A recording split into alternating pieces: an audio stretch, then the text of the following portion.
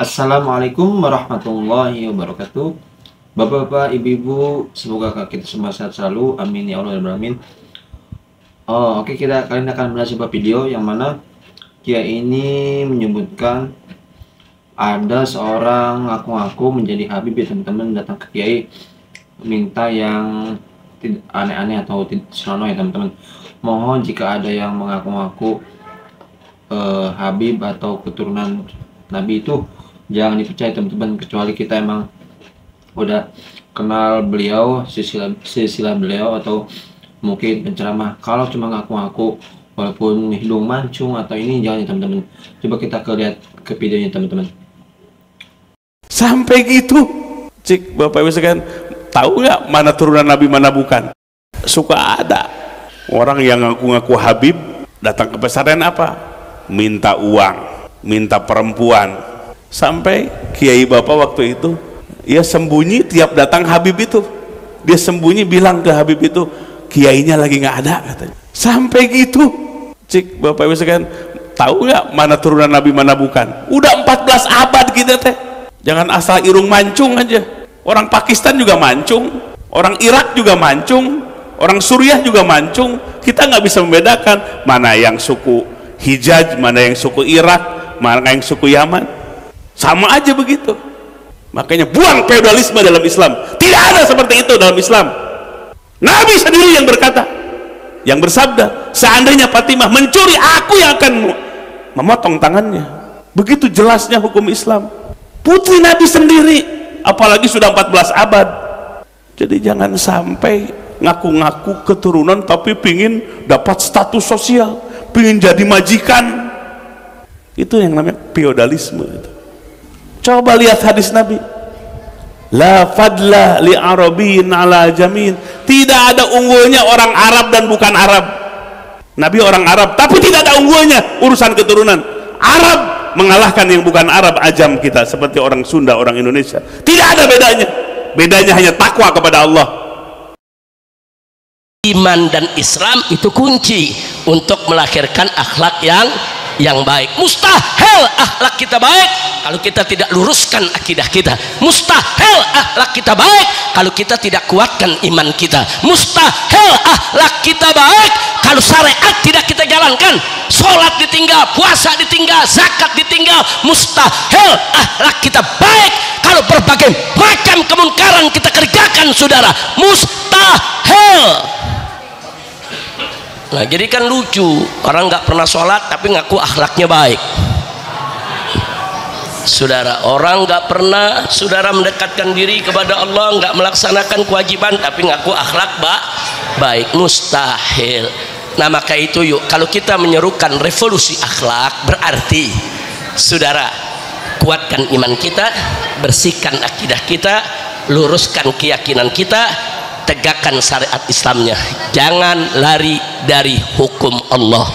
Kalau itu semua kita kerjakan, insya Allah akan lahir akhlak yang baik, akhlak yang mulia, akhlak yang sempurna. Nah, dari sanalah saudara kita akan mendapatkan kehidupan masyarakat yang thayyibah, insya Allah. Nah, saya pikir di Indonesia saat ini saudara, khususnya 10 tahun terakhir ini, saudara, di mana-mana terjadi darurat akhlak. Darurat akhlak. Nah, salah satu contohnya misalnya, dulu kita kalau lihat orang bohong jijik, saudara, geli, nggak suka kita, jelek. Tapi sekarang bohong jadi budaya. Dari mulai presiden, menteri, jenderal sampai rakyat yang di bawah tiap hari bohong, sudah banyak yang melakukan kebohongan. Dan sepertinya mereka gak sukses tanpa bohong. Bohong dijadikan budaya, bohong dimasyarakatkan. Gak malu orang berbohong. Wah, berbohongnya terang-terangan, yang sedunia tahu itu bohong, tidak punya malu. Ini namanya adimul akhlak. Hilang udah akhlaknya, saudara. Orang kalau masih punya akhlak, bohong takut, saudara. Kalau dia pun bohong, dia usahakan orang gak tahu kalau dia bohong, saudara. Kalau sekarang enggak, orang tahu dia bohong, dia senang, malah seolah-olah dia nggak bisa hidup tanpa bohong. Dan ini berbahaya, ini harus kita lawan.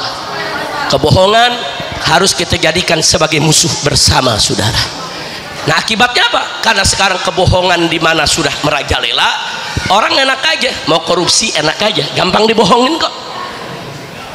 Orang mau mencuri enak aja, gampang dibohongin kok, saudara.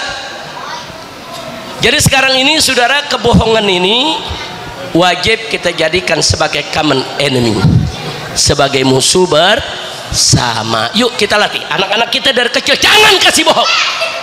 Didik mereka untuk tidak berbohong, saudara. Kalau sampai mereka berbohong, hukum, saudara, hukum anak kita, disetrap, saudara. Berikan hukuman agar dia tahu kalau bohong itu jelek, bohong itu buruk, bohong itu tidak baik. Jadikan kebohongan sebagai musuh kita bersama, ya kan? Nggak boleh. Dalam Islam nggak boleh bohong, saudara. Bohong itu ada tempatnya. Bukan rakyat dibohongin melulu dibohongin, saudara. Udah gitu rakyatnya senang lagi dibohongin. Innalillahi wa inna ilaihi rajiun. Maka itu saya mau tanya semua, siap lawan kebohongan? Siap jadikan kebohongan musuh bersama? Takbir. Sallu ala nabi. Nah, jadi ini yang kita minta, yuk kita perbaiki. Ini salah satu perjuangan untuk memperbaiki akhlak, karena bohong itu bukan akhlak yang baik, apalagi mencuri, apalagi korupsi. Nggak boleh dong, saudara, jangan dong.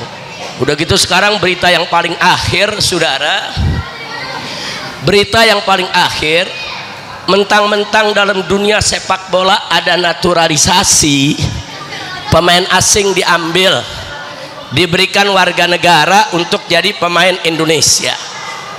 Senang. Tahu-tahu sekarang Menteri Kesehatan ingin menaturalisasi dokter-dokter se-Indonesia. Dia mau ambil dokter-dokter asing aja, alasannya Indonesia kekurangan dokter. Saudara, kalau kita kekurangan dokter, bukan ngambil dokter asing, tapi fakultas kedokteran dibikin murah dong, kalau perlu gratis. Betul?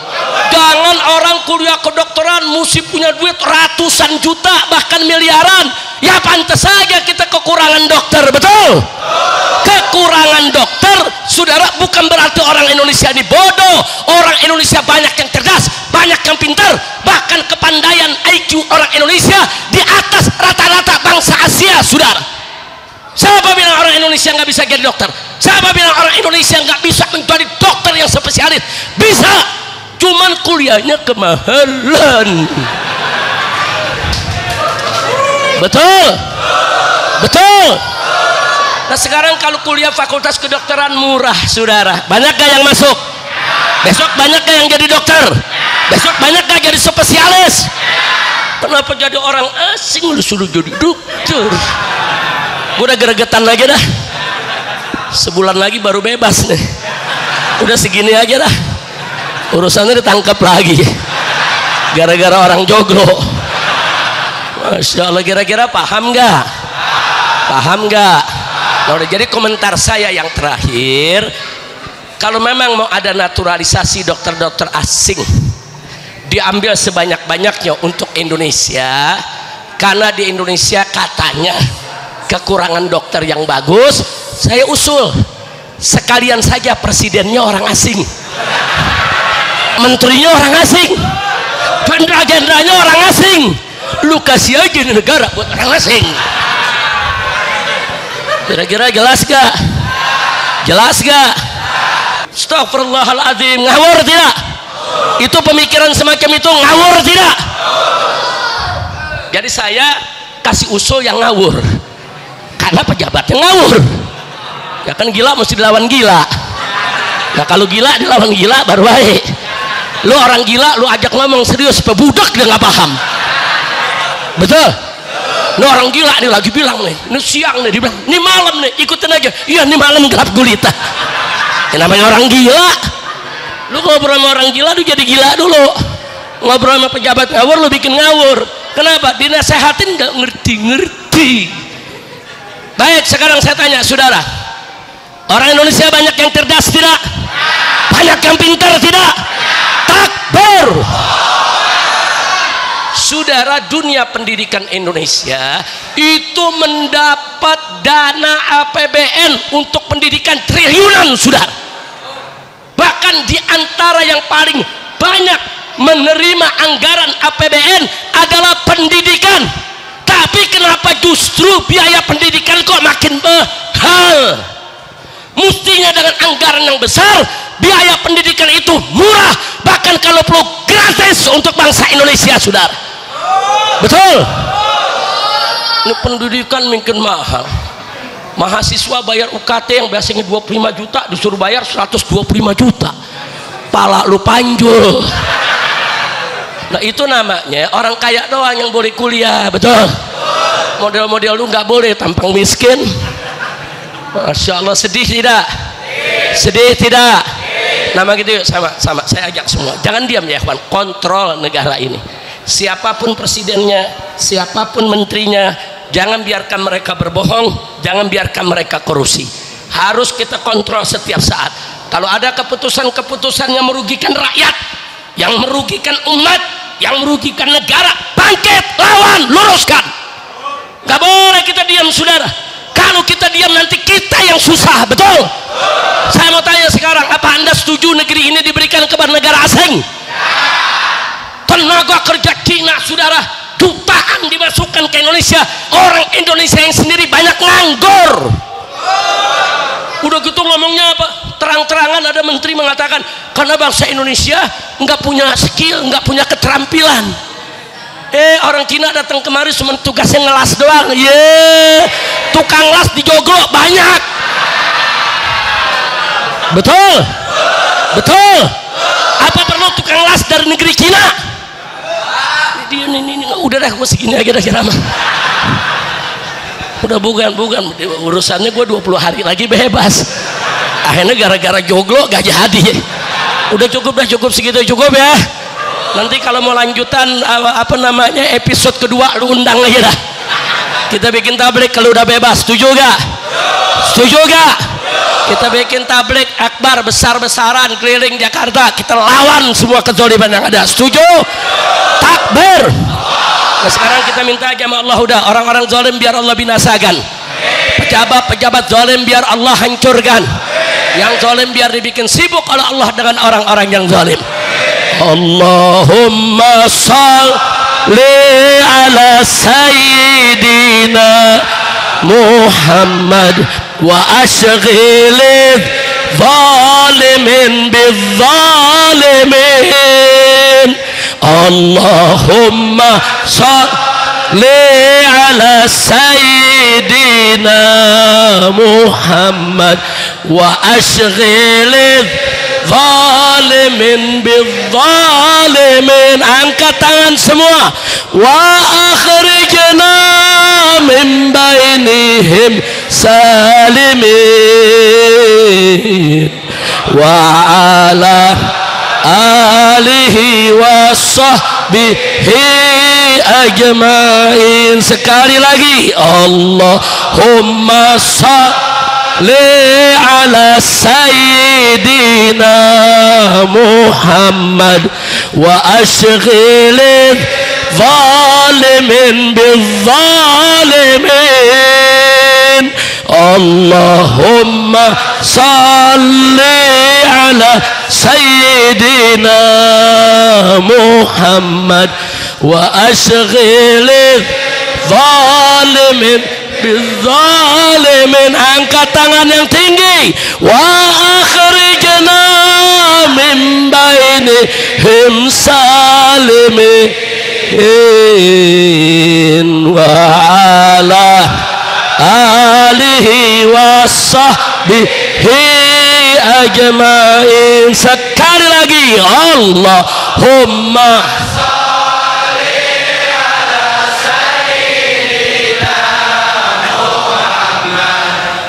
ashghil zalimin bizzalimin. Allahumma ya Rabb ya Rabb, Allahumma salli alaih. Amin amin ya Rabb. وأخرجنا من بينهم سالمين وعلى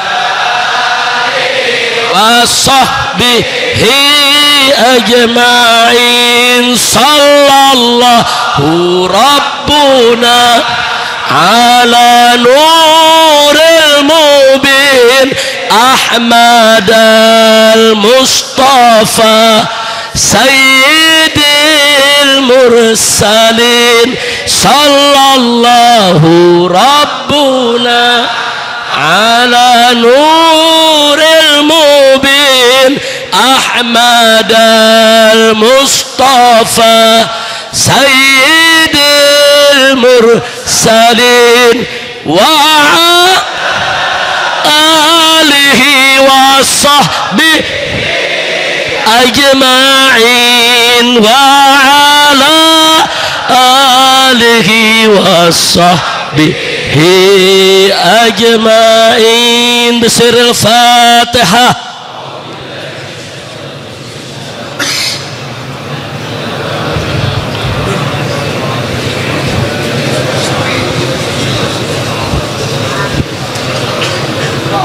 Taqabbalallahu minna wa minkum wa taqabbal ya karim. Nah, karena itu saya ajak sebelum saya akhiri, yuk kita gelorakan revolusi akhlak yang pernah digelorakan oleh Nabi kita Muhammad sallallahu alaihi wasallam. Mulai dari diri kita dulu ya ikhwan. Mulai dari diri kita. Yang kemarin sholatnya sudah bagus, lebih bagus lagi ke depan. Yang belum bagus, perbaiki sholatnya. Yang kemarin ibadahnya sudah giat, lebih giatkan lagi ibadahnya. Yang kemarin belum giat, yuk kita giatkan ibadah. Tinggalkan semua maksiat ya ikhwan. Jangan bohong, jangan dusta, akhlak-akhlak yang tidak baik kita buang. Jangan sombong, jangan takabur ya ikhwan. Jangan tidak bersyukur kepada Allah. Yuk mari kita tumbuhkan sifat-sifat yang baik. Sifat-sifat syukur, sabar, qanaah, berani menegakkan keadilan, menyuarakan yang hak. Kita jalankan semua perintah Allah dan kita tinggalkan larangannya. Siap revolusi akhlak? Takbir. Sallu ala nabi. Nah, itu saja yang bisa saya sampaikan. Mudah-mudahan manfaat kita semua. Insya Allah suatu saat nanti kita akan jumpa dan ketemu lagi. Saya ingin undang semua yang ada di sini. Insya Allah hari Ahad tanggal 2 Juni bulan besok ini. Oke teman-teman, bapak-bapak, ibu-ibu, itu dia tadi kita akan mendengarkan tanggapan dari Kiai Pribumi dan ceramah dari Habib Rizik Syihab yang mana tentang akhlak yang baik teman-teman. Jadi kita ya sudah dicontohkan oleh Nabi Muhammad SAW, tinggal kita ikuti ya teman-teman akhlak Rasulullah SAW, dan kita terus belajar ya teman-teman. Oke, semoga Habib Rizik Syihab sehat selalu dan semua guru-guru kita sehat selalu, amin ya Allah amin. Dan semoga kita juga sehat selalu, amin ya Allah amin. Oke teman-teman, semoga yang nonton video ini mendapatkan kemudahan dalam segala urusannya, amin ya Allah amin. Semoga kita mendapatkan syafaat Nabi Muhammad SAW. Allahumma shalli ala Muhammad wa sallim Muhammad. Terima kasih. Assalamualaikum warahmatullahi wabarakatuh.